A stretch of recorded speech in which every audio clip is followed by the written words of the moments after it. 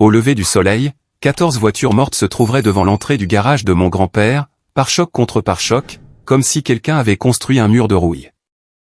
Mon frère appellerait cela de la charité. Mon père me regarderait ce tas de ferraille, et dirait « Cela te va bien ». Mais ce matin-là n'était pas encore arrivé. Le premier lundi de mars, j'ai ouvert le garage de réparation automobile Orson Welles de la même manière que je le faisais toujours. J'ai tourné la vieille clé en laiton, soulevé la porte de l'atelier à mi-hauteur et attendu que la chaîne arrête de cliqueter.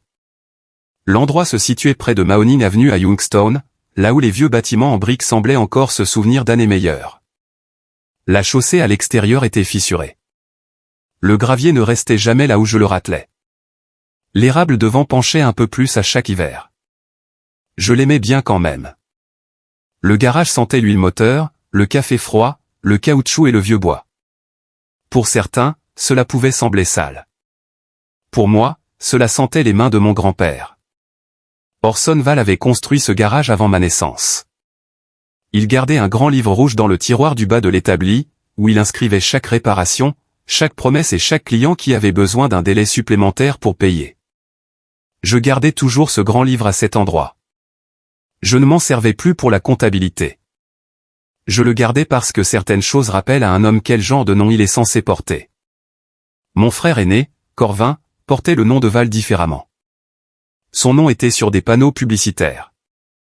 Le mien était sur des reçus de vidange. Corvin Mercé dirigeait le Mercé Automotive Group, une chaîne de concessions rutilantes aux parois de verre, avec des bars à café, des sols polis et des vendeurs qui parlaient de valeurs familiales comme si cela sortait d'un manuel de formation. Il portait des manteaux sur mesure. Je portais des chemises de travail avec de la graisse incrustée aux poignets. Personne dans ma famille ne m'a jamais traité de paresseux. Cela aurait été trop facile à réfuter. Il m'appelait pratique, simple, fiable. Le genre de mot que les gens utilisent lorsqu'ils veulent votre main-d'œuvre, mais pas votre avis. Cet après-midi-là, un coursier a déposé un dossier provenant de l'avocat de mon père. Leonora faisait ses devoirs au petit bureau derrière le comptoir de l'accueil. Elle avait 11 ans, l'œil vif, silencieuse quand elle réfléchissait, et beaucoup trop douée pour entendre ce que les admis essayaient de taire. J'ai ouvert le dossier, m'attendant à des formulaires fiscaux. À la place, j'ai trouvé un résumé de propriété pour le garage, Corvin Mercé Welles, héritier stratégique. Holden Pierce Welles, représentant familial. Dachel Rowan Welles, gardien temporaire. J'ai lu cette dernière ligne 2 fois, gardien temporaire. 11 ans de réparation de toiture, de paiement d'assurance, de tuyaux gelés, de remorquage tardif dans la nuit, et d'efforts pour empêcher l'enseigne de mon grand-père de tomber du bâtiment. 11 ans à dire non aux acheteurs pressés et aux promoteurs bas de gamme. 11 ans à me tenir là où ma famille ne voulait pas figurer sur le papier. J'étais temporaire. Leonora s'est approchée, son crayon toujours à la main. « Papa, pourquoi est-ce qu'il y a écrit ça ?» J'ai essayé de prendre un ton léger, les papiers administratifs ont parfois tendance à être paresseux. Elle n'a pas souri. Mais c'est injuste. J'ai plié le document soigneusement. C'est ce que j'avais appris à faire avec la douleur. La plier proprement. La ranger là où elle ne risquait pas de déborder sur les personnes qu'on aime. Ce n'est pas la première chose fausse écrite à mon sujet, ai-je dit. Plus tard dans la soirée, je me suis rendu chez mon père à Boardman pour récupérer de vieux dossiers du garage dont Corvin affirmait avoir besoin pour une présentation de réaménagement. Le salon de mon père ressemblait à un sanctuaire dédié à mon frère, des coupures de presse, des inaugurations de rubans coupés, une photo encadrée de Corvin serrant la main du maire. Au sous-sol, j'ai trouvé la boîte dont j'avais besoin sous une pile de décorations de Noël. C'est là que j'ai vu la photographie. Le grand-père Orson se tenait devant le garage, plus jeune et plus robuste que dans mes souvenirs, une main posée sur le capot d'un camion Ford. À côté de lui se tenait un garçon maigre, une clé anglaise dans les 2 mains, moi. Le coin de la photo avait été plié vers l'arrière, comme si quelqu'un avait essayé de me faire disparaître sans pour autant jeter l'image. Mon père est descendu par l'escalier derrière moi. Je me demandais où c'était passé. J'ai brandi la photo. Pourquoi est-ce que c'était au sous-sol ? Il l'a regardé, puis m'a regardé. Pas de culpabilité, pas de surprise. Ton grand-père aimait tout le monde, Dash. Ne donne pas à cette erreur plus d'importance qu'elle n'en a, c'était le talent de mon père. Il pouvait rabaisser un homme sans jamais hausser la voix. J'ai remis la photo dans la boîte, mais pas avant de l'avoir glissée dans le dossier contenant les papiers de propriété. Il l'a remarqué. Il ne m'a pas arrêté. Quand je suis retourné au garage, la rue était sombre et silencieuse. Le Nora avait laissé la lampe du bureau allumée. J'ai placé le dossier de propriété à côté du grand livre d'Orson et je me suis tenu sous la vieille enseigne au-dessus de la porte de l'atelier. Orson Val Auto Repair. La peinture s'écaillait, mais les lettres tenaient toujours. Je ne savais pas encore jusqu'où Corvin était prêt à aller. Je ne savais rien des dépanneuses, des voitures épaves, ou du panneau en carton qu'il allait accrocher à la vue des clients. Mais j'avais compris une chose cette nuit-là, ma famille avait déjà commencé à réécrire le passé. Le lendemain matin, j'ai trouvé la brochure de Corvin glissée à moitié sous la porte du bureau du garage. Ni envoyée par la poste, ni remise en main propre, mais glissée sous la porte comme une mise en demeure. Je l'ai ramassée avec ces mêmes mains qui me servaient à démonter des transmissions et à desserrer des boulons rouillés. Du papier lourd, une finition glacée, le genre d'impression que les gens utilisent quand ils veulent que l'argent ressemble à de la vision. Sur le devant, en lettres d'argent, on pouvait lire « Mercé Riverfront Plaza ». Je me tennisse près du comptoir pendant que le Nora mangeait une barre de céréales au petit bureau où elle faisait ses devoirs après l'école. La première page montrait une modélisation propre du nouveau projet phare de Corvin, des façades en verre, du béton frais, un pavillon de café, de jeunes arbres alignés comme des soldats. Puis j'ai vu le terrain, mon terrain. Le garage d'Orson se trouvait en plein milieu du dessin, sauf que le bâtiment avait disparu. Pas de porte d'atelier, pas d'enseigne délavée, pas de chaussée fissurée là où mon grand-père m'avait appris à poser une chandelle avant de faire confiance à un pont élévateur. Ils avaient effacé le garage, mais ils avaient gardé le vieil érable devant. Cet arbre avait été planté par Orson après son premier mois bénéficiaire. Le concepteur de Corvin l'avait conservé parce qu'il avait l'air charmant à côté de la promenade de luxe. Le Nora s'est approché de moi. Est-ce que l'oncle Corvin a oublié de dessiner l'atelier? J'ai regardé la page pendant une longue seconde. Non, ma puce, ai-je dit. Cette partie était intentionnelle. Son visage a changé. Pas beaucoup, juste assez. Les enfants découvrent la vérité par petits morceaux, et je détestais que ma famille s'évertue à lui en donner de si tranchants. Vers midi, mon père m'a appelé pour me dire que nous dînions en ville. La famille doit en discuter comme des adultes, a dit Aldan. Dans ma famille, comme des adultes, signifiait généralement que tous les autres avaient déjà pris leurs décisions, et que j'étais censé rester assis sans bouger pendant qu'ils m'expliquaient pourquoi je devais leur être reconnaissant. J'ai fermé le garage plus tôt, je me suis lavé les mains 2 fois, j'ai mis une chemise propre et j'ai déposé le Nora chez Madame Wilkes, la voisine d'à côté. Ensuite, je me suis dirigé vers le centre-ville.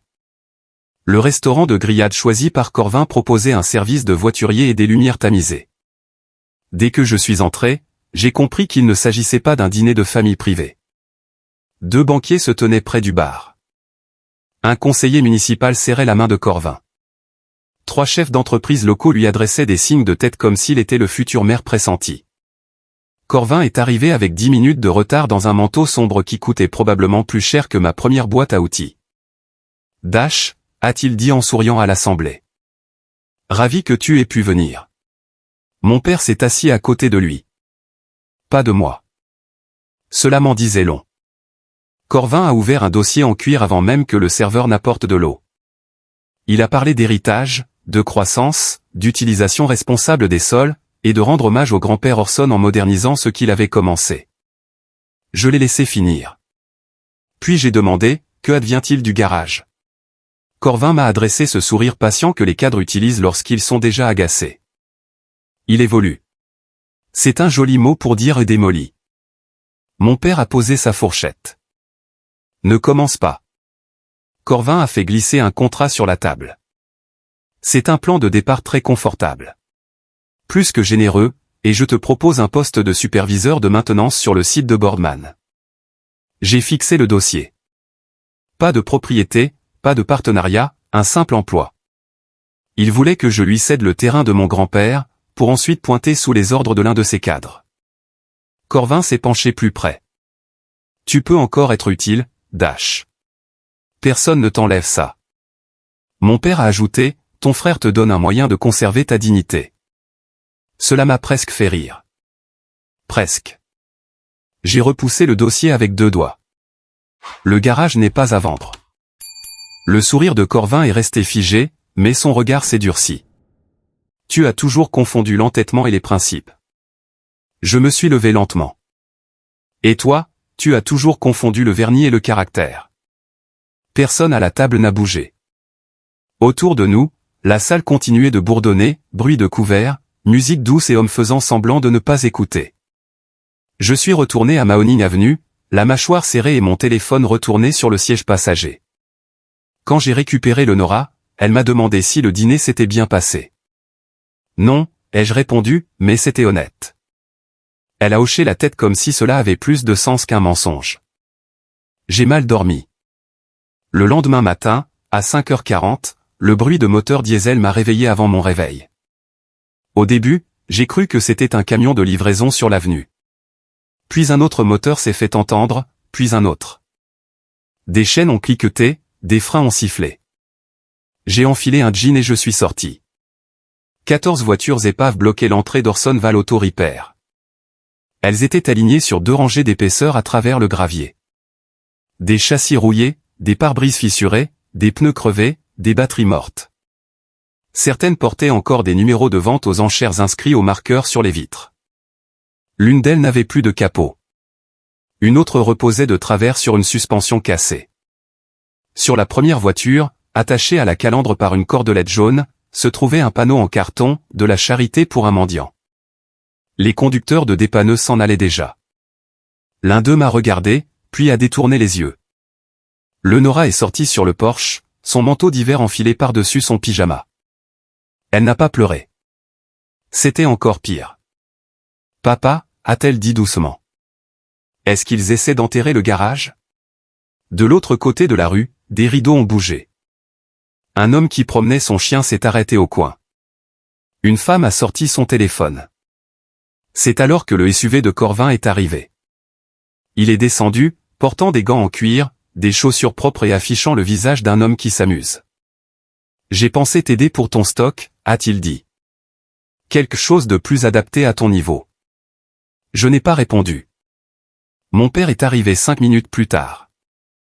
Je ne sais toujours pas qui l'avait appelé. Peut-être Corvin. Peut-être qu'il le savait déjà. Aldan s'est tenu à côté de la première voiture épave et a lu le panneau. Sa bouche a à peine bougé. Puis il m'a regardé. Cela te convient mieux que ce terrain ne l'a jamais fait. J'ai senti quelque chose en moi se figer complètement. Pas brisé. Juste figé. Je suis passé devant lui, devant Corvin, devant le panneau, et j'ai posé ma main sur le capot de la 4e voiture. Le métal était froid et rugueux sous ma paume. Sous 3 couches de mauvaise peinture et de rouille, j'ai aperçu le bord d'un emblème qui n'aurait pas dû se trouver là. Et soudain, tout ce tas de ferraille a pris une toute autre apparence. J'ai gardé ma main posée sur cette 4e voiture jusqu'à ce que Corvin arrête de sourire. Il s'attendait à ce que je me mette à crier, à donner un coup de pied dans un pneu, ou à lui demander quel genre de frère commettait un tel acte. Mais les hommes comme Corvin savent comment exploiter la colère. Il la cadre, l'étiquette, et la montre à tout le monde comme la preuve que vous étiez déséquilibré depuis le début. Alors, je ne lui ai rien donné. Je me suis penché plus près et j'ai frotté mon pouce sur le panneau latéral. La peinture s'est détachée en éclats sales. Sous la peinture en bombe et l'après bon marché apparaissait le coin d'un vieil emblème de constructeur, le genre de détail que la plupart des gens rateraient à moins d'avoir passé des années au milieu de l'acier de collection. Corvin m'a interpellé par derrière. Fais attention, Dash. Ne deviens pas sentimental devant de la ferraille. J'ai regardé l'emblème à nouveau. La ferraille était rarement de la simple ferraille. Tout dépendait de qui la regardait. Après le départ de mon père et de mon frère, le Nora m'a aidé à prendre des photos avant d'aller à l'école. Elle tenait la lampe de poche pendant que je notais les numéros d'identification des véhicules, VIN, les numéros de vente aux enchères et les marques de remorquage dans un carnet. Je ne la laissais pas toucher aux verres brisés ou aux bords rouillés. Elle connaissait la routine. Relis-moi ce dernier chiffre, ai-je dit. 9, a-t-elle répondu. Non, attends. C'est peut-être un 6. Je me suis penché. Bien vu. C'est important. Elle s'est redressée un peu après cela. À midi, j'avais trié les 14 véhicules en 3 groupes. La plupart étaient bons pour la casse, utiles pour les pièces et le poids du métal. Quelques-uns pouvaient être remis en état avec un travail patient. Mais 2 d'entre eux m'intriguaient d'une autre manière. L'un d'eux présentait une configuration de châssis qui ne correspondait pas à la carrosserie posée dessus. La 4e voiture, celle que Corvin avait garée le plus près de la route pour une humiliation maximale, comportait des détails d'une gamme de performances abandonnées dont les collectionneurs débattaient encore en ligne. C'est à ce moment-là que mon passé a recommencé à compter. Avant de revenir à Youngstown, j'avais travaillé dans la restauration automobile à Détroit. Pas des vidanges, pas de simples changements de freins, des restaurations complètes de châssis, des panneaux ajustés à la main, des pièces numérotées d'origine. Des voitures qui arrivaient dans un état de carcasse agricole et repartaient dans des remorques bâchées avec des contrats d'assurance plus épais qu'un bulletin paroissial. Je n'étais pas parti à cause d'un échec. J'étais parti quand ma femme était tombée malade. Après son décès, le Nora était petite et le garage d'Orson avait besoin de quelqu'un qui se rappelait pourquoi cet endroit comptait.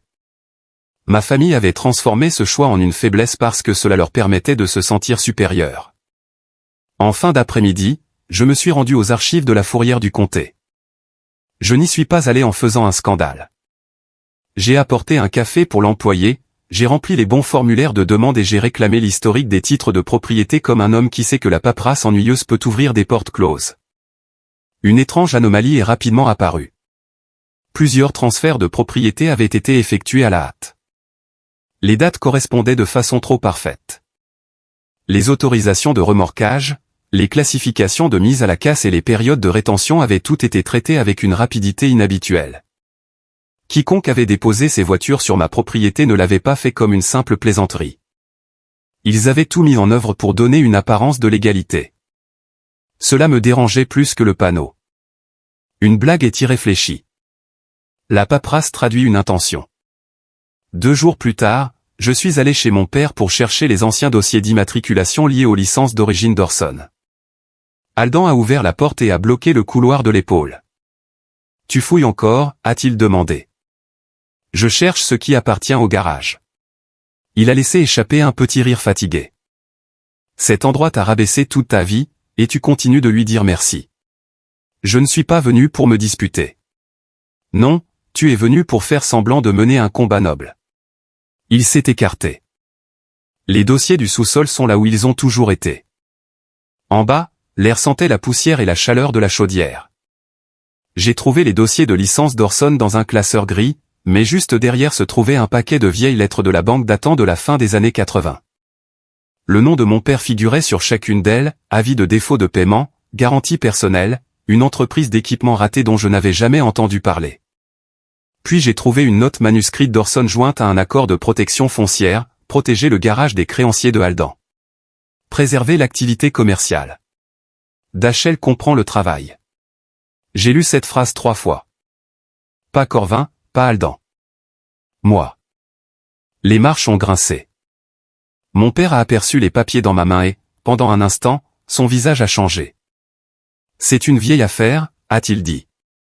Grand-père a protégé le garage contre toi. Sa mâchoire s'est crispée. J'ai fait un mauvais investissement. Les hommes font ça. Alors pourquoi personne ne me l'a dit?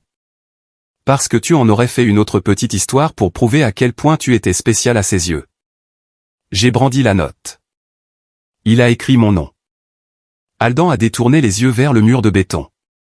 Ton grand-père avait un faible pour la patience. Moi, j'appelais cela se cacher. Non, ai-je dit calmement. Tu appelais cela se cacher parce que tu ne respectais la victoire que lorsque les gens pouvaient la voir. Il n'a pas répondu. Cela m'en disait plus long que n'importe quel aveu. Je suis parti avec les copies des dossiers sous le bras. Je n'ai pas claqué la porte. J'avais appris quelque chose d'utile, et les choses utiles méritent qu'on les manipule avec des mains calmes. De retour au garage, j'ai envoyé des photos de la 4e voiture à Silas Grady à Détroit. Silas m'avait appris sur les châssis rares plus de choses que n'importe quel manuel ne le ferait jamais. Il a appelé 10 minutes plus tard. Dash, a-t-il dit, la voix basse que d'habitude. D'où vient cette voiture? Mon frère l'a déposée devant mon atelier pour m'humilier. Silas est resté silencieux. Puis il a dit, si ce châssis est d'origine, ton frère a accidentellement déposé une erreur à 6 chiffres dans ton allée. J'ai regardé à travers la vitre du bureau la file de voitures mortes qui bloquait mon entrée. Pendant 3 jours, elles avaient ressemblé à une insulte. Désormais, elles ressemblaient à des preuves. Cette nuit-là, après le coucher de Lenora, j'ai ouvert la vieille boîte métallique du grand livre d'Orson. Sous une pile de reçus jaunis se trouvait une note pliée de sa main, le terrain importe moins que les mains qui le protègent. Je suis resté assis là, le papier entre les doigts, écoutant le bâtiment craquer autour de moi. Puis, pour la première fois depuis l'arrivée de ces voitures, j'ai souri. Au moment où les avocats de Corvin sont arrivés, j'étais déjà debout depuis 4 heures. La radio du garage jouait doucement, une vieille station de country grésillant entre 2 bulletins météo. J'avais démonté la moitié du premier pick-up de récupération, le capot levé, les outils alignés sur l'aile dans l'ordre où j'en avais besoin. Les machines avaient du sens pour moi. Si un moteur tombait en panne, il y avait une raison: mauvais carburant, étincelle faible, absence de compression, pièces usées, bouchées, fissurées ou négligées. Les gens étaient plus complexes. Les gens pouvaient choisir de vous laisser tomber et appeler cela des affaires. Lenora dormait sur le canapé du bureau sous l'une des vieilles couvertures d'Orson. Elle avait essayé de rester éveillée avec moi la nuit précédente, tenant la lampe de poche jusqu'à ce que sa tête commence à dodeliner. Avant de partir pour l'école, elle avait laissé un mot plié à côté de mon café: grand-père Orson t'aurait choisi toi aussi. Je suis resté là plus longtemps que de raison, tenant ce mot entre 2 doigts. Puis je l'ai glissé dans la poche de ma chemise et je me suis remis au travail. Vers 9 heures, 2 inspecteurs de la ville sont entrés dans l'allée, suivis d'une berline propre. Une femme en manteau gris est descendue, un dossier en cuir sous le bras. Elle s'est présentée comme l'avocate du Mercé Automotive Group, puis m'a remis une mise en demeure pour infraction au zonage comme si elle servait le dessert dans un dîner mondain. Nuisance de récupération inactive, a-t-elle déclaré. J'ai regardé les 14 véhicules que mon frère a déversés devant mon entrée. C'est votre terme juridique pour désigner le bazar que votre client a créé? Elle a souri poliment. Nous nous inquiétons de l'impact environnemental. Un inspecteur fixait son bloc-notes. L'autre a jeté un coup d'œil aux voitures, puis à moi. Suffisamment embarrassé pour avoir l'air humain. Je les ai conduits à l'intérieur. Ils s'attendaient au chaos. Je leur ai présenté des registres, des rapports de confinement des fluides, des reçus fiscaux, des renouvellements d'assurance, des photographies des barrières de drainage qu'Orson avait installées avant que je sois en âge de conduire. Des documents de droit d'usage commercial acquis. Des validations d'inspection de sécurité incendie. Le genre de paperasse ennuyeuse qui n'impressionne jamais la famille mais qui a tendance à ralentir l'administration. Le plus jeune inspecteur s'est raclé la gorge. C'est beaucoup mieux organisé que ne le laissait entendre la plainte. J'imagine, ai-je dit. La bouche de l'avocate s'est crispée. Monsieur Val, votre frère préférerait résoudre cela avant que des sanctions ne soient nécessaires. Mon frère préférerait beaucoup de choses qui ne lui appartiennent pas, ils sont repartis avec beaucoup moins d'assurance qu'à leur arrivée. 1 heure plus tard, Corvin est arrivé dans son SUV noir. Il arpentait la propriété comme si la poussière l'offensait. Ses chaussures n'avaient jamais connu le gravier. Tu confonds toujours survivre et réussir, a-t-il dit. J'ai essuyé mes mains sur un chiffon d'atelier. Et toi, tu confonds la propriété et la valeur. Pour une fois, il n'a pas répondu tout de suite. Ses yeux se sont dirigés vers la bâche recouvrant la 4e voiture. Il a vu le bord de l'aile que j'avais nettoyé. Pas assez pour comprendre, mais assez pour se poser des questions, alors je me suis interposé entre lui et la bâche. Tu as fini ici, ai-je demandé. Il a souri à nouveau, mais son sourire était plus mince à présent. La ville finira par se lasser de ta paperasse. La paperasse est patiente. Il m'a lancé un regard que je connaissais depuis l'enfance. Le regard qui disait que j'étais inférieur à lui, mais que je commençais à devenir gênant. Après son départ, j'ai porté mon attention sur le vieux pick-up situé près de la rangée arrière. Il n'était pas rare. Il n'était pas beau, mais le châssis était solide. Le moteur avait de la compression, et la transmission avait encore de la vie. À l'heure du dîner, je l'avais fait tout sauter. À la nuit tombée, il tournait au ralenti de manière assez stable pour faire vibrer le béton sous mes bottes. Le lendemain après-midi, un métallurgiste à la retraite nommé Vernon et il est passé après avoir vu mon annonce. Il a fait 2 fois le tour du camion, n'a presque rien dit, puis a pointé du doigt les conduites de frein propres et les courroies neuves. Tu as fait ça correctement. J'ai essayé. Pourquoi le vendre à un prix juste plutôt qu'au prix fort? Parce que quelqu'un devrait s'en servir, pas poser à côté. Vernon a compté les billets de banque dans le bureau. Il n'a pas négocié. Il m'a serré la main avec une poigne qui se souvenait du travail à l'usine.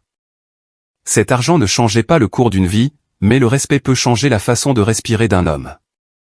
Après son départ, je me suis assis au bureau et j'ai fait des calculs jusqu'à ce que les néons de l'atelier se mettent à bourdonner au-dessus de ma tête. Valeur des pièces, unité réparable, poids de la ferraille, évaluation possible par un collectionneur, même avec des estimations prudentes, le tas de ferraille que Corvin avait conçu comme une insulte se transformait en capital. Puis j'ai remarqué quelque chose dans un dossier public. Myriam m'avait envoyé un email plus tôt. Mercé Automotive avait lourdement emprunté sur la base des revenus d'expansion projetés, empruntant sur l'avenir pour paraître puissant aujourd'hui. J'ai noté cela. Près de minuit, j'ai verrouillé la porte de l'atelier et j'ai accompagné Lenora vers le camion. Elle s'est arrêtée avant moi. Quelqu'un avait peint au pistolet le mot « mendiant » en travers de la clôture. Elle a tendu la main vers le chiffon dans ma poche arrière. J'ai saisi doucement sa main. Pas ce soir. Mais papa. Laisse, ai-je dit en regardant les lettres LED. Laisse-les continuer à nous sous-estimer encore un peu. La pluie s'est mise à tomber dru. 3 jours après que Vernon eut acheté le pick-up, elle était assez forte pour transformer le terrain de gravier en une soupe grise. J'avais fermé la porte de l'atelier à moitié et la 4e voiture était placée sous le plus fort projecteur de l'atelier. La bâche était maintenant retirée. J'avais nettoyé une assez grande partie de la carrosserie pour voir ce que les années avaient tenté de dissimuler. Mauvaise peinture, rouille superficielle, réparation bâclée faite par quelqu'un qui avait plus d'assurance que de talent. Mais les bases étaient bonnes. Silas Grady est apparu sur l'écran de mon ordinateur portable depuis son atelier de Détroit, ses lunettes loupe relevées sur le front. « Descends la caméra », a-t-il dit. « Non, pas là. » Recule vers le longeron du châssis. Je me suis accroupi à côté de la voiture et j'ai incliné le téléphone. Silas s'est tu. Ce genre de silence de sa part valait tous les éloges. « Dash », a-t-il finalement dit. Ce poinçon a l'air d'origine. J'ai essuyé l'eau de pluie sur le dos de ma main. Le bloc moteur correspond aussi. Alors ce n'est pas de la ferraille. Il s'est approché de son écran.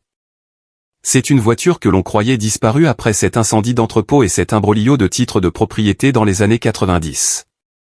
Pour la plupart des gens, elle avait toujours l'air laide. Intérieur déchiré, chrome terne, pneus hors d'usage depuis des années. Pour un collectionneur, c'était de l'histoire en attente sous la rouille. Silas a tout arrangé méticuleusement. Pas de publication, pas de commérage, pas de discussion de concession. 2 jours plus tard, un homme de Chicago est arrivé dans une veste simple au volant d'une berline de location. Il n'a pas cherché à paraître impressionné, ce qui m'a indiqué qu'il était sérieux. Il a fait une fois le tour de la voiture, a vérifié les marquages, a posé 3 questions. Puis il m'a regardé et a dit, « Je peux proposer 142 000 $. L'atelier est devenu si silencieux que j'entendais l'eau goutter de la gouttière extérieure. Je n'ai pas souri. Je n'ai pas tout de suite tendu la main pour sceller l'accord. Dans ma tête, cet argent s'est transformé en réparation de toiture en attente, en fonds d'études pour Lenora, en assurance, en arriéré d'impôts et en une bouffée d'oxygène suffisante pour cesser de vivre à un mauvais mois de la faillite. Ce n'était pas de l'avidité que je ressentais. C'était le choc de réaliser que la chose que mon frère avait utilisée pour me faire honte pouvait m'aider à protéger ma fille. Pourtant, s'en séparer faisait mal. Orson aurait adoré cette voiture. Et se serait tenu devant elle, les 2 mains sur les hanches, faisant semblant de ne pas être enthousiaste tout en planifiant déjà par où commencer. La laisser partir donnait l'impression de fermer la porte à une discussion que je voulais encore avoir avec lui. L'acheteur a dû comprendre. Il a dit, « Je conserverai l'historique de la voiture. Votre travail sera documenté. » C'était important. Nous avons signé par l'intermédiaire d'un compte séquestre, proprement et légalement. J'ai fait des copies de chaque page de titre, acte de vente et dossier de transfert. Corvin avait de l'argent. J'avais des habitudes. L'une d'elles avait toujours été plus forte que ce que les gens pensaient. Cette nuit-là, après le coucher de Lenora, je me suis assis à la table de la cuisine, les dossiers publics étalés autour de ma tasse de café. Je n'avais eu au départ l'intention que de suivre les récents emprunts immobiliers de Mercé. À la place, j'ai découvert un schéma. L'entreprise de Corvin s'était développée trop rapidement.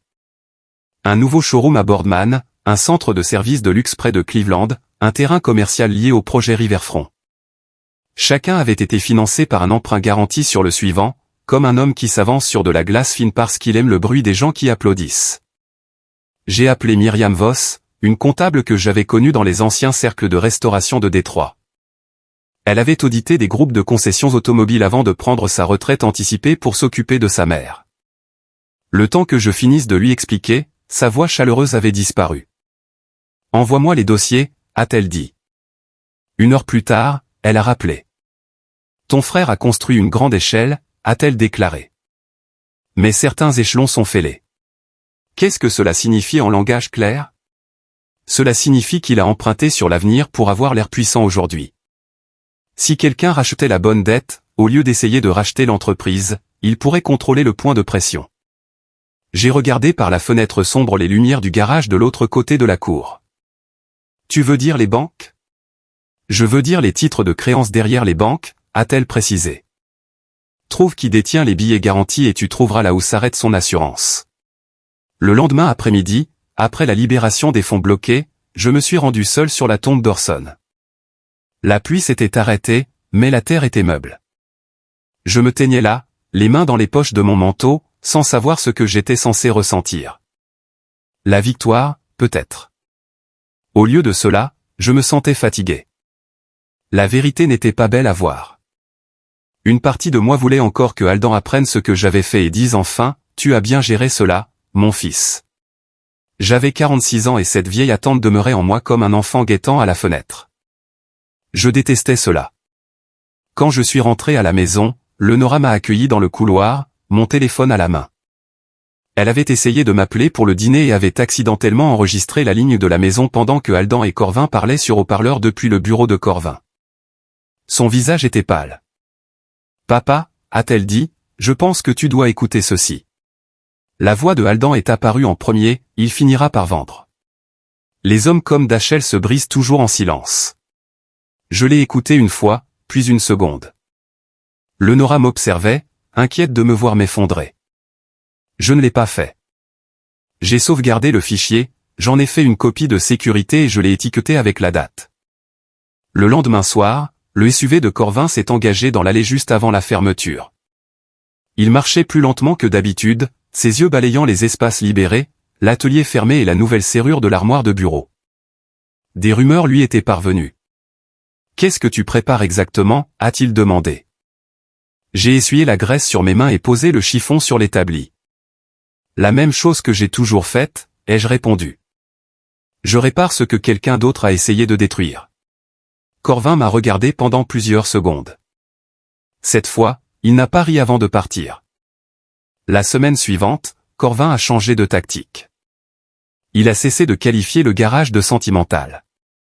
Il a arrêté de me tendre des dossiers propres de l'autre côté des tables de restaurant. Il a cessé de faire semblant que nous avions un différend familial. Au lieu de cela, il a fait de moi un problème public. Je l'ai découvert à 6h15 un lundi matin, debout dans le bureau avec ma première tasse de café, quand mon téléphone a commencé à vibrer comme un boulon desserré sur du béton. Un message d'un client, puis un autre, puis 3 appels manqués de personnes qui n'appelaient d'ordinaire que lorsque leur camion ne démarrait pas. Un lien m'a été envoyé par Vernon Hale, tu as déjà vu ça? Le titre surmontait une photo aérienne recadrée de ma propriété, une verrue dans le quartier bloque le progrès dans la zone de réaménagement de Youngstown. La photo montrait les voitures épaves, mais pas les marques de remorquage, ni les lettres de réclamation, ni les hommes de Corvin qui les avaient placées là. Ils avaient découpé l'image juste comme il fallait pour que le garage d'Orson semble enseveli sous les déchets, comme si j'avais accumulé ces ruines à dessein. Les commentaires anonymes s'accumulaient déjà, cet homme a besoin d'aide. Comment est-ce possible que ce soit légal? Certaines personnes ne veulent tout simplement pas que la ville progresse. Je me teignais là, mon café tiédissant dans ma main, regardant des inconnus décider de qui j'étais avant même le petit déjeuner. À 9h, Madame Adler a annulé son changement de frein, affirmant que son neveu pouvait s'en charger. Il en était incapable. À 10h30, mon fournisseur de pièces m'a indiqué que ma commande avait pris du retard dans le traitement. À l'heure du déjeuner, un homme qui m'avait confié sa camionnette de travail pendant 8 ans est passé devant l'entrée, a ralenti, puis a continué sa route. C'est à ce moment-là que j'ai compris que Corvin avait déplacé le combat hors de la famille pour l'amener dans la rue. L'humiliation à huis clos fait mal. L'humiliation publique commence à modifier votre quotidien. Ce soir-là, depuis le bureau du garage, j'ai regardé mon père dans une émission économique locale.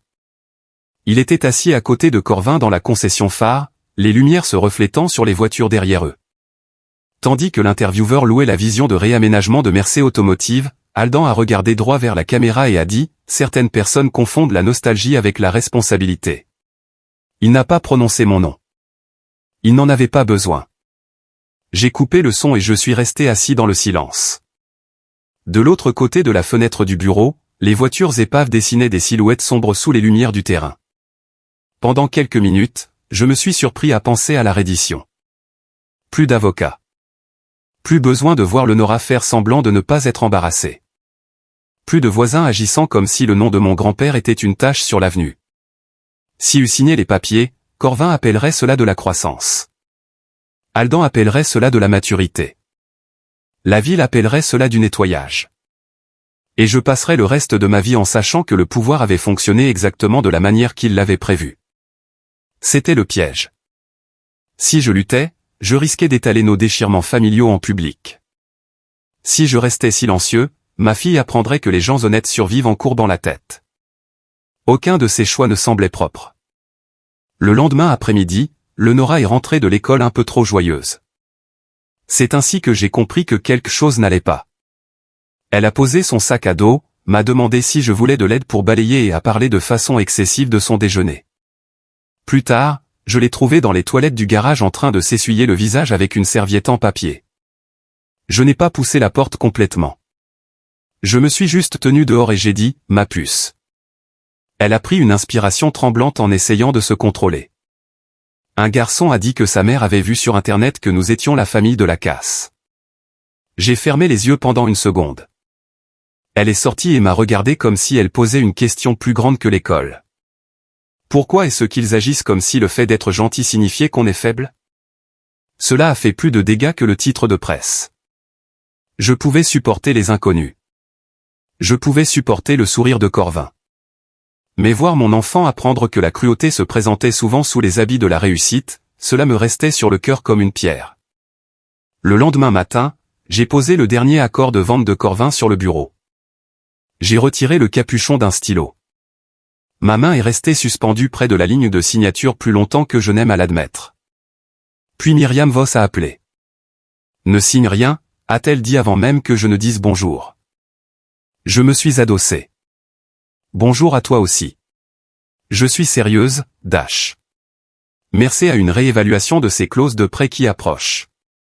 Leurs projections de revenus ont encore échoué. Si les prêteurs s'inquiètent, les fonds de développement seront gelés. J'ai regardé vers le sol du garage où les dossiers couverts étaient enfermés dans l'armoire d'Orson. Alors, il n'attaque pas parce qu'il est fort? Non, a-t-elle dit, il attaque parce qu'il a besoin de ton terrain pour que son histoire tienne debout. Après cet appel, l'atmosphère de la pièce a changé. Je ne suis pas allé sur Internet pour me défendre. Je n'ai pas publié d'explications pour des gens qui cherchaient du divertissement plutôt que la vérité. J'ai commencé à constituer un dossier. Mesures de protection de la propriété, rapport d'inspection, historique des titres de propriété, copie de courriel d'urbanisme, photos de chaque véhicule le matin de leur arrivée, l'enregistrement de Aldan disant « Les hommes comme moi se brisent en silence », dossier d'emprunt public. Date, nom, signature, pas pour me venger, mais pour survivre. Ce jeudi soir-là, Corvin tenait une réunion publique de réaménagement près du fleuve. J'y suis allé et je me suis tenu au fond.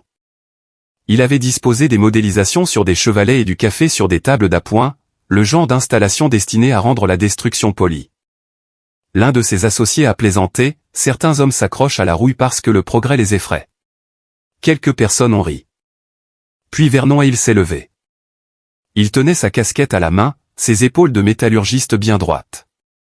C'est drôle avec la rouille, a dit Vernon. En général, cela signifie que quelque chose a duré assez longtemps pour avoir de l'importance. La salle est devenue si silencieuse que j'entendais le ventilateur du projecteur. L'expression de Corvin n'a pas changé, mais ses doigts se sont crispés sur le pupitre. Ce court instant m'a révélé quelque chose d'important. Il ne possédait pas toutes les voies de la ville. Je suis rentré au garage après minuit. La clôture portait toujours le mot « mendiant » peint à la bombe noire. J'ai trouvé un pinceau et un reste de pot de peinture grise sur l'étagère de rangement. Lentement, j'ai recouvert les lettres. D'abord le T, puis le N, puis le A, puis le I. Je me suis arrêté devant les deux premières lettres, mi. Je me suis tenu là, sous la faible lumière de la cour, la peinture séchant en traits irréguliers. Pas mendiant, pas brisé, juste être. 2 jours après avoir peint cette clôture, Myriam m'a envoyé un document qui m'a obligé à m'asseoir avant même d'avoir fini de le lire. Il provenait d'un dossier de prêteur lié aux emprunts d'expansion de Mercé Automotive. J'avais déjà vu des dettes. Quiconque est dans les affaires a des dettes, mais ici c'était différent. Corvin n'avait pas seulement emprunté de l'argent. Il avait empilé des promesses sur d'autres promesses et avait appelé cela de la croissance. À midi, je me trouvais dans un cabinet d'avocats tranquille de Cleveland, avec Myriam d'un côté de la table et Roland Pike de l'autre. Roland était un avocat spécialisé dans les acquisitions, avec des cheveux argentés, des mains calmes et le genre de voix qui présentait les mauvaises nouvelles comme on annonce la météo. Il a étalé les papiers devant moi. Les concessions de votre frère font l'objet de garanties croisées, a dit Roland. Je l'ai regardé. Expliquez-moi cela comme si mon métier était de réparer des voitures. Il a hoché la tête une fois. Il a utilisé un site pour garantir le prêt d'un autre, puis a utilisé les deux pour soutenir le projet suivant. Cela fonctionne lorsque les ventes sont fortes. Quand les ventes ralentissent, toute la structure commence à tanguer. Myriam a tapoté une page. Boardman a enregistré de mauvaises performances. Cleveland coûte cher à porter. Le projet Riverfront a besoin de ta propriété pour présenter de meilleurs chiffres. Donc, le garage n'est pas seulement une affaire personnelle pour lui, ai-je dit. Non, a répondu Roland. Cela fait partie de l'histoire qu'il a vendue au prêteur. Cela m'a touché plus durement que prévu. Corvin avait essayé de s'emparer du terrain d'Orson parce qu'il voulait le contrôle, certes, mais aussi parce qu'il en avait cruellement besoin. Cela le rendait plus dangereux, pas moins. Roland a croisé les mains. Si quelqu'un rachète une part suffisante des dettes garanties du Mercé Automotive Group, cette personne n'a pas besoin de posséder l'entreprise pour influencer son avenir. J'ai baissé les yeux vers les documents. Durant la majeure partie de ma vie, Corvin avait fait passer le pouvoir par le volume, des bâtiments plus grands, des costumes plus impeccables, des pièces plus bruyantes. En restant assis là, j'ai commencé à comprendre une forme de pouvoir plus silencieuse. Le pouvoir pouvait résider dans la patience. Le pouvoir pouvait consister à savoir exactement où pesait la balance. Après la réunion, j'ai repris la route de Youngstown, les copies enfermées dans un dossier sur le siège passager. Je ne suis pas rentré directement à la maison. Je me suis arrêté au vieux box de stockage d'Orson à la périphérie de la ville, celui que je projetais de vider depuis des années. La porte a grincé quand je l'ai soulevée. À l'intérieur se trouvaient des boîtes de café remplies de boulons, de vieilles factures, des housses de sièges déchirées et des outils enveloppés dans des chiffons d'atelier. J'ai passé 1 heure à fouiller dans les boîtes jusqu'à ce que je trouve une petite cassette audio dans une boîte à pièces métalliques. L'étiquette était écrite de la main d'Orson, pour Dash. Si les choses tournent mal un jour. Je me suis assis sur une caisse de lait renversée et je l'ai lu sur un vieux magnétophone trouvé dans le même carton. Le son grésillait et oscillait, mais les voix étaient assez distinctes. Aldan était plus jeune, plus en colère, je te le dis, papa, vends cet endroit. Nous avons besoin de cet argent tout de suite. Puis la voix d'Orson, fatiguée mais ferme, non, on ne résout pas des erreurs de jugement en vendant la seule chose honnête qu'il nous reste. Aldan a dit quelque chose à voix basse que j'ai à peine saisi. Puis Orson lui a répondu, Corvin veut posséder des choses. Dachel veut construire des choses. Une seule de ces voix dure dans le temps. J'ai arrêté la cassette. Pendant un long moment, je suis resté assis là, de la poussière sur mes bottes, avec cette phrase flottant dans l'air. J'avais passé des décennies à me mesurer à la déception de mon père. Je pensais que si je travaillais plus dur, restais serviable, causais moins de soucis, peut-être qu'un jour il me regarderait et verrait plus que le fils resté à la traîne. Orson l'avait vu depuis le début. Cela ne faisait pas revenir les années perdues. Cela n'effaçait pas les repas de famille, les regards, les petites remarques présentées comme des conseils, mais cela a déplacé quelque chose en moi. Pas de la colère, quelque chose de plus lourd et de plus propre, du chagrin, peut-être. Le soir même, Mercé Automotive annonçait une célébration tournée vers l'avenir dans sa concession phare. Médias locaux, dirigeants de la ville, investisseurs. Les équipes de Corvin ont diffusé des modélisations qui montraient toujours mon garage rasé, comme si l'affaire était déjà conclue. Il essayait de faire paraître ma capitulation inévitable. Cette fois, je n'ai pas paniqué. J'ai appelé Roland depuis le bureau du garage. Lance les négociations pour le rachat des créances. Tu comprends ce que cela implique, a-t-il demandé. Cela implique que j'arrête de me tenir devant le bulldozer pour commencer à lire la carte de la banque. Il y a eu un court silence. Bien, a dit Roland. C'est un combat plus intelligent. Leonora était assise au comptoir, faisant ses devoirs de mathématiques. Elle a levé les yeux après que j'ai raccroché. Ta voix est différente, a-t-elle remarqué. Différente comment? Elle m'a observé comme seul un enfant peut le faire, sans politesse pour masquer sa pensée. Comme si tu n'attendais pas qu'il te dise que tu as le droit. J'ai failli rire, mais cela s'est bloqué dans ma poitrine. Elle m'a demandé, est-ce que tu as enfin fini de leur demander de te regarder? J'ai regardé à travers la vitre du bureau l'atelier, les outils d'Orson, les voitures que Corvin avait jetées là pour me rabaisser. Je crois, ai-je dit, que je me vois enfin moi-même. Plus tard cette nuit-là, je suis passé devant le showroom de Corvin et j'ai regardé les ouvriers installer des bannières à travers la vitre. Héritage, vision, progrès familial. Les jolis mots peuvent masquer beaucoup de dettes. Quand je suis revenu au garage, j'ai placé la cassette d'Orson à côté du grand livre dans le tiroir du bas. Puis je me suis dirigé vers la clôture avec de la peinture grise et j'ai recouvert les 2 dernières lettres. Le Umi a disparu sous le pinceau. Non pas parce que j'oubliais comment ils m'avaient qualifié, mais parce que je n'avais plus besoin de leur insulte pour me rappeler que j'existais. Le matin de l'annonce de Corvin, je me suis garé derrière la concession phare plutôt que devant. Une vieille habitude, sans doute. Les hommes comme moi connaissent l'emplacement des portes de service. À l'intérieur, Mercé Automotive ressemblait plus à un hall d'hôtel qu'à un endroit où l'on vendait des voitures, des cloisons de verre, des fleurs fraîches, des ballons argentés, des tasses à café frappées du logo de Corvin. Des journalistes locaux se tenaient près des véhicules d'exposition tandis que les officiels de la ville se serraient la main sous une bannière indiquant « Tournez vers l'avenir ». Corvin se tenait au centre de tout cela, costume impeccable, posture parfaite, et ce sourire qu'il arborait dès que les caméras s'approchaient. Je suis resté près du mur du fond, à côté d'une rangée de brochures présentant le projet Riverfront. Une fois de plus, le garage d'Orson avait disparu de la modélisation. À sa place se trouvait une allée piétonne, un kiosque à café et cet érable qu'il souhaitait conserver parce qu'il apportait de la chaleur à l'image. Il voulait l'ombre sans les racines.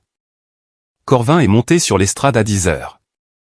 Aldan se tenait près du premier rang, fier et rigide, observant son fils aîné comme si la salle entière avait été bâtie autour de lui. Youngstown mérite le progrès, a dit Corvin. Elle mérite des dirigeants assez courageux pour laisser derrière eux les mentalités dépassées. Quelques personnes ont applaudi. J'ai baissé les yeux vers mon téléphone. Un message de Roland Pike, position finalisée. Avis de créance émis. J'ai remis le téléphone dans ma poche. Corvin poursuivait son discours, mais 5 minutes plus tard, une femme de son équipe financière est entrée par une porte dérobée et a murmuré quelques mots à l'oreille d'un homme installé près du premier rang. Cet homme a consulté son téléphone, est devenu blême, et s'est dirigé rapidement vers la salle de conférence vitrée. Puis un autre cadre l'a suivi. Ensuite, 2 représentants de la banque sont entrés depuis le couloir avec des dossiers à la main. Corvin les a vus. Son discours ne s'est pas arrêté, mais le rythme a changé. Un mot a buté. Un sourire est arrivé avec une demi-seconde de retard. Les gens qui vivent par le paraître craignent une chose mais plus que l'échec, ils craignent qu'on les regarde perdre le contrôle.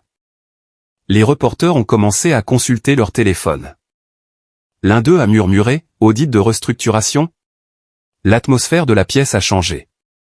Pas bruyamment. Juste assez. Les prêteurs de Mercé Automotive avaient gelé le financement d'expansion clé en attendant l'évaluation des clauses contractuelles. Plusieurs billets de créances garantis liés à des succursales peu performantes avaient été acquis par les intermédiaires que Roland avait sollicités. La promesse publique de Corvin reposait sur des fonds privés qui ne bougeaient plus de la manière attendue. Son empire ne s'est pas effondré dans un fracas spectaculaire. Il s'est produit quelque chose de pire pour un homme de sa trempe, sa solidité a été mise en doute. Devant témoins, Corvin a tenté de finir son discours. Il a parlé d'engagement et de confiance, mais plus personne ne l'écoutait de la même façon. Ses yeux m'ont cherché au fond de la salle. Je n'ai pas souri. J'ai gardé les bras le long du corps. Je me suis contenté de rester là. 20 minutes plus tard, il m'a entraîné dans le bureau vitré qui surplombait l'exposition. De l'autre côté de la vitre, les gens chuchotaient autour de leurs tasses de café et de leurs dossiers d'investisseurs. Corvin a fermé la porte assez fort pour faire trembler les stores. « Tu avais planifié ça ?»« Non, ai-je répondu. Tu l'as planifié toi-même à la minute où tu t'es mis à croire que les gens étaient des marches sur lesquelles tu pouvais monter. » Son visage s'est crispé. « Épargne-moi ton discours moralisateur. Tu crois que grand-père t'a choisi parce que tu étais bon? Il avait de la peine pour toi. C'est ce que tu avais besoin de croire. Il s'est approché de moi. J'ai créé des emplois. J'ai bâti des concessions. J'ai construit quelque chose que les gens respectaient. Toi, tu répares de vieux moteurs et tu agis comme si cela te rendait sain. Je n'ai jamais eu besoin d'être sain. J'avais besoin d'être honnête. » Pendant un instant, il a moins ressemblé à un PDG qu'au garçon qui détestait autrefois voir Orson me tendre des outils. « Il te faisait confiance » a murmuré Corvin, la voix basse désormais. « Peu importe ce que je faisais, il te faisait confiance. Tout était là, pas une affaire de terrain, ni de commerce. » La vieille blessure, habillé d'un costume neuf. Il a jeté un regard vers le hall d'exposition où ses équipes tentaient de calmer les banquiers et les journalistes. « Qu'est-ce que tu attends de moi? » Un mois plus tard, j'aurais peut-être voulu des excuses. Une semaine plus tôt, j'aurais peut-être voulu qu'il ait peur. Debout à cet endroit alors que tout oscillait sous ses pieds, j'ai réalisé que je voulais quelque chose de plus simple et de plus rigoureux. Je voulais que les dégâts s'arrêtent. J'ai ouvert le dossier que j'avais apporté et je l'ai posé sur son bureau. C'est une proposition de stabilisation. Je prends le contrôle opérationnel des succursales en difficulté liées aux créances garanties. Les employés restent. Les fournisseurs sont payés. Le projet Riverfront est revu sans inclure le terrain d'Orson. Tu te retires des décisions de développement jusqu'à ce que les prêteurs terminent leur audit. Il a fixé les feuillets. Tu rachètes mon entreprise. Non, ai-je dit. J'empêche ton entreprise d'entraîner tout le monde dans ta chute à cause de ton orgueil. Les mots ont porté. Il les détestait parce qu'ils n'étaient pas cruels, ce qui les rendait d'autant plus difficiles à ignorer. La porte s'est ouverte avant qu'il ne puisse répondre. Aldan se tenait là, paraissant plus vieux que le matin même. Derrière lui, la concession continuait de s'agiter dans ce genre de panique que les hommes riches tentent de qualifier d'incertitude. Il a regardé Corvin, puis moi, puis le document de proposition sur le bureau. Pour une fois, mon père n'avait pas de phrase toute prête. Finalement, il a dit, je pensais que courber la tête signifiait que tu manquais d'ambition. J'ai ramassé mon dossier. Non, ai-je répondu, cela signifiait que j'étais occupé à porter nos fardeaux. Il m'a alors regardé, pas chaleureusement, pas avec des excuses, mais sans son ancienne certitude arrogante. C'était déjà un début. À l'extérieur de la concession, les ouvriers commençaient à démonter la signalétique temporaire près de l'entrée. Un panneau en plastique a glissé de son cadre et est tombé dans la boue le long du trottoir, le progrès commence ici. Voilà ce qui y était inscrit. Je l'ai regardé en me dirigeant vers mon pick-up et j'ai continué à marcher. Le progrès n'avait jamais commencé sous les verrières éclairées. Il commençait dans les garages froids, durant les heures de travail non payées, sous le regard de filles qui observaient leur père choisir la dignité là où l'amertume aurait été plus facile. Cette nuit-là, je me suis assis seul à l'établi d'Orson, avec le grand livre, la cassette audio et le mot de Lenora étalé devant moi. La porte latérale s'est ouverte. Lenora est entrée en portant une enseigne en bois qu'elle avait peinte elle-même. Les lettres étaient irrégulières, mais appliquées, Restauration Val et Filles. Je l'ai contemplée plus longtemps qu'elle ne s'y attendait. Puis j'ai saisi sa main. Le lendemain matin, je me suis remis au travail. Cela peut sembler anodin après ce qui s'était passé à la concession, mais pour moi, cela comptait. Je ne voulais pas rester planté là à lire les gros titres sur Corvin. Je ne voulais pas revivre chaque regard sur chaque visage.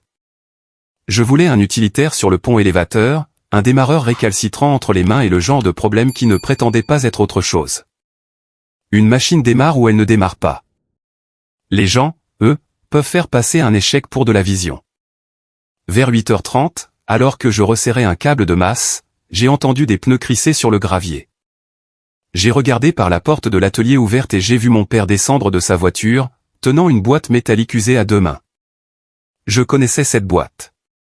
Orson la gardait sous son bureau quand j'étais enfant. Il ne me laissait jamais l'ouvrir. Il tapotait le couvercle et disait « Certaines choses sont faites pour la bonne saison ». Aldan est entré dans le garage dénué de son assurance habituelle. Il paraissait plus petit à la lumière du jour, pas faible, juste plus âgé qu'il ne s'était permis de le laisser paraître. Aucun de nous n'a parlé au début. J'ai posé la clé. Il a placé la boîte sur l'établi d'Orson. « C'était à ton grand-père » a-t-il dit. « Je sais. » Il a posé sa main sur le couvercle, puis l'a retiré brusquement comme si le métal l'avait brûlé. J'ai passé la majeure partie de ma vie à penser qu'un homme devait paraître fort pour survivre, a-t-il confié. Corvin comprenait cela, du moins c'est ce que je croyais. J'ai attendu. Toi, non, a-t-il continué. Tu as travaillé en silence. Tu es resté. Tu répares les choses. J'ai confondu cela avec un manque d'ambition. Il existe des excuses qui nettoient une plaie. Ce n'était pas le cas de celle-ci, mais c'était la première phrase honnête que mon père m'adressait depuis des années. Et a ouvert la boîte. À l'intérieur se trouvaient des photographies, des carnets de réparation, de vieux reçus et l'accord foncier d'origine qu'Orson avait rédigé pour empêcher que le garage ne soit vendu en cas de difficulté familiale.